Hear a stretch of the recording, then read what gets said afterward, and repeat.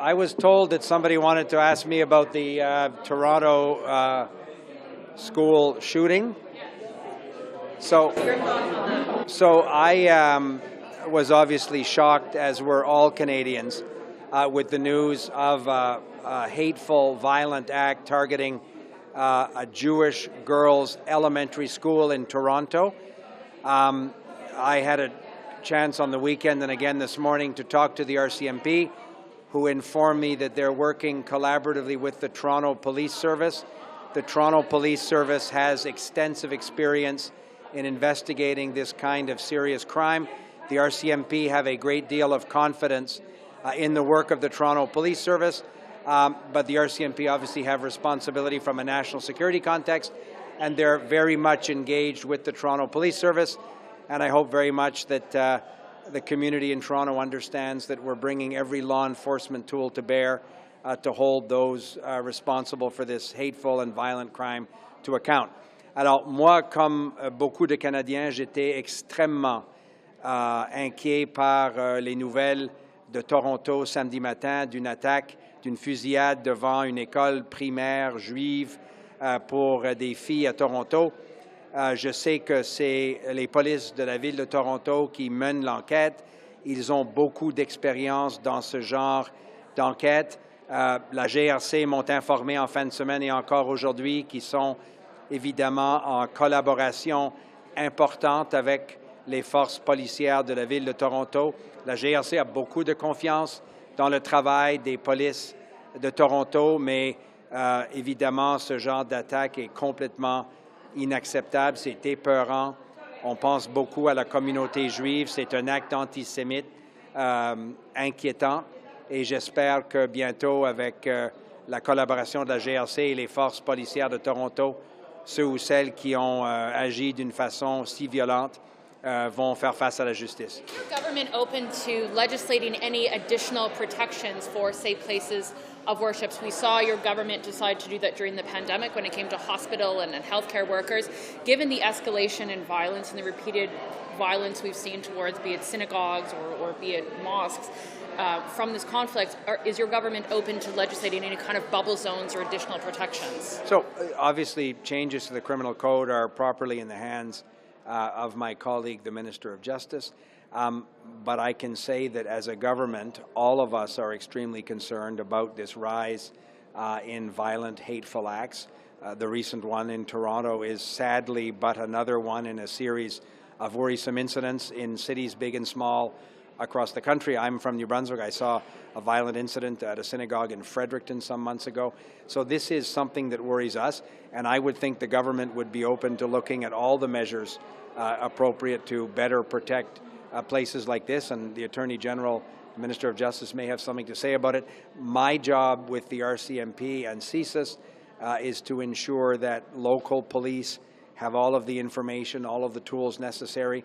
And I was very reassured by the briefing I had today by Deputy Commissioner Flynn in terms of the work that they are doing with, in this case, the Toronto Police Service. In some cases, it's the Montreal Police or local police. They're very much engaged in these joint task forces, and I think that should reassure people that from a law enforcement perspective, we'll do everything necessary to keep people safe. Merci beaucoup. Thank you. Thank you, Minister.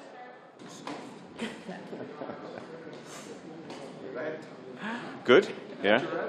Yeah, just very relieved and happy and delighted that C-58 was passed with unanimous consent. It's not necessary, but I think on historic legislation like this, it's certainly very, very welcome. And I think it is a real message to workers right across this country that they are valued and that parliamentarians have heard them and that scab labor is wrong. And a ban on replacement workers has been a long time in coming. In fact, if you go back, this is probably the single biggest demand of the labor movement in 100 and God knows years. I would say it goes back before Canada was a country. It's a long time. So this is a big moment for workers in this country. It's a big moment for labor. And we're thrilled that it passed unanimously. And yeah, just going back to you know, long-running demand for workers. Of course, this only affects federally regulated workers. Jagmeet Singh, just before question period, was saying he hopes this can inspire other provinces to pick up the mantle, bring in their own anti-scab legislation. Are you going to be reaching out to any of your provincial counterparts outside BC and Quebec, of course, to say, like, hey, it's time to bring this legislation to the provincial level?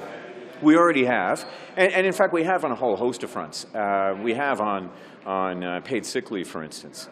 I worked in provincial government for about 5 years before, many years ago, and one of the things I do know is that, you know, you're better to lead by example than necessarily hectoring provinces and territories. Best to show them that this works, and in fact, in BC and Quebec, it does work. So we've learned an awful lot from those jurisdictions, and we will, and it's informed how we will go about this. I mean, this is federal jurisdiction, so it's basically telecommunications, banking, but really importantly, our supply chains. So whether it's rail, marine transport, or air. So this is a big swath, a large and very important swath of our labor force in this country, the ones that make sure that our goods and our economy works across provincial and international lines.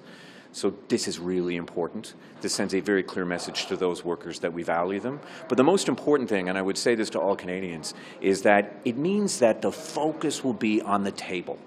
You would not believe how disruptive it is, not just replacement workers, but the threat of replacement workers. How much time and energy that takes away from what we need their time and energy spent at, which is at the table, finding solutions, providing more stability, more certainty for our economy. I think that's so it's not just a victory for the labor movement. I believe, and one of the reasons I feel so passionately about it, having now been some years as labor minister, it focuses negotiators on the negotiating table. We get the deals done. And the legacy of using replacement workers can last for generations. It has in many jurisdictions, and I've seen it happen in some of the negotiating tables I've worked with. When replacement workers have been used, it just poisons that relationship. And so the ramifications can be felt for years and years and years. That affects negotiations, that affects future deals, that affects the economy of this country. Yeah, it's a key part of this legislation too, the maintenance of service agreements you want to see between the unions and the employers. So what can you tell us about just the importance of having that in there and how that sets it apart from past legislation the NDP brought in the past? Well, what it does is it means that both parties have to sit down and determine, you know, what services are important and won't be interrupted in a period of time while they're negotiating, or while there's a strike and lockout, I should say. So that's extremely important. I think, first of all, it sets a tone. It makes sure that parties are engaged, that they're talking with one another, and that they both together work on, you know, what they feel is important. And it gives guaranteed timelines. It gives certainty to those negotiations. That was something that was missing before, and that sort of certainty is what we need now. So I think it's one of the reasons why this works, and perhaps it's also one of the reasons why we received unanimous consent. Yeah, just a last question here on my end. Back when this was introduced, you said you anticipated it coming into effect 18 months after passage. Is that still the timeline? 12. 12 months? Perfect. It is. It's 12. You know, I was adamant about that because I listened to the people who make these deals happen. Our Federal Mediation and Conciliation Service, some of the finest public servants I have worked with, and, you know, I've been in several portfolios. They are a crack team, and they make sure those deals get done. And, you know, we have to make sure that they and the Canada Industrial Review Board have the people that they need in order to make these things happen. I was really and have been focused on the CIRB because they are going to be an essential part of making sure that this works. We need to make sure that the CIRB they've got the people that they need. So they're going to need more people because we're going to have to negotiate these maintenance of activities agreements. CIRB is going to be essential to doing that. We got to make sure that they have the people and that the people that they have currently are trained up to these new rules. Because, you know, it's very difficult to describe this, but I've watched all of these people work, not just our conciliators, obviously, but both parties. These are very sophisticated and savvy negotiators who are used to a given set of rules. And what we've done here today is so seismic. It's big. And it really upends negotiating strategies that both parties have held for decades, for well over decades. And so it's going to take some time to get used to this, right? They're going to need the time, and the people who more or less referee and help them reach an agreement, they're going to need the time. So when they came back and they said 12 months, we can do it in 12 months, and we feel confident about that, I said, great, okay, sure, the sooner the better, but we will make sure that the CIRB is well funded, that the people are trained, that we can follow through on this. The last thing that I wanted was to fundamentally change how negotiating in the federal sector takes place, and then not have the resources or the ability there to make sure that we see it through, that deals do get done, and that we do have that stability and certainty there that I and many Canadians crave so much. But we feel confident that within a 12-month period, we can do it. So I'm happy we got there. Very happy and relieved. Perfect. Thank you, Minister. Thank you. Thank you.